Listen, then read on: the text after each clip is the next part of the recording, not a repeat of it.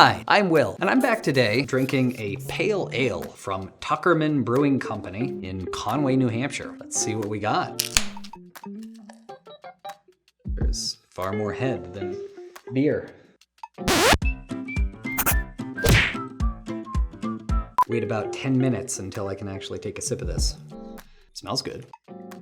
Hi, I'm Will, and today I want to talk about hunting purple squirrels. No, I'm not talking about catching squirrels that fell in a bucket of paint. In the staffing industry, purple squirrels are the term for workers with an ideal but impossible to find mix of skills, experience, or other credentials. Employers hunting these purple squirrels may be well-intentioned, but such overly restrictive requirements lead to unfilled positions, overworked teams, and lost productivity.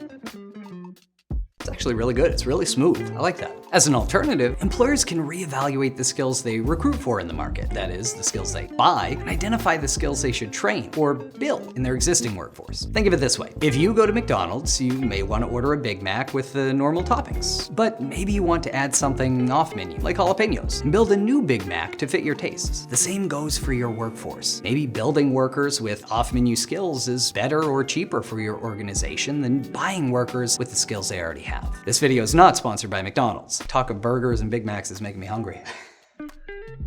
I just need a burger to go with the beer right now. This is easier said than done, however, and many organizations still have a buy-first mentality. For example, nearly 70% of workers with the most valuable tech skills were sourced from outside their current organization. This means that employers are fighting for the same pool of scarce workers, forcing them to poach from one another and sending salaries into the stratosphere. By contrast, building your workers through targeted learning and development enables you to grow the universe of workers with mission-critical skills, expand and diversify the talent pools you recruit from, and boost retention and employee morale. That said, not all training initiatives produce the same return on investment, and some skills simply can't be trained quickly or cost effectively. So how can you determine the best skills to build rather than buy? First, inventory the skills your team has today. You can't prioritize skills to build if you don't know what skills you have. So taking an inventory of your team's current skills is foundational for all build versus buy decisions.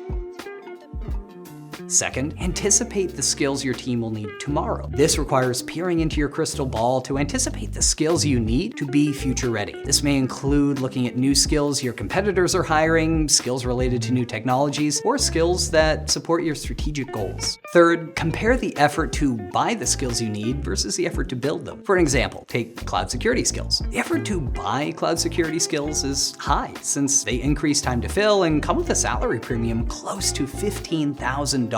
However, you probably don't need to spend $15,000 to train existing workers in cloud security skills, so the effort to build is relatively low. Therefore, building cloud security skills in your team could produce a strong return on your training investment. While these steps can help you determine whether to build or buy the skills you need, it's important to remember that buying versus building isn't an either-or decision. The key takeaway, therefore, is that it is best to pursue the right mix of building and buying the skills you need, and having the right data about your workforce will help you do this. This may not always land you a purple squirrel, but it will help you diversify your talent sourcing strategies and enable you to maximize the return on your workforce development dollars. If you want more advice on how to build versus buy the skills you need in your workforce, feel free to reach out to us, or go to this link here, which has more practical advice about how to determine which skills you should build versus buy. I'm Will Markow, signing off of Beer with Emsi Burning Glass. So happy Friday, till next time.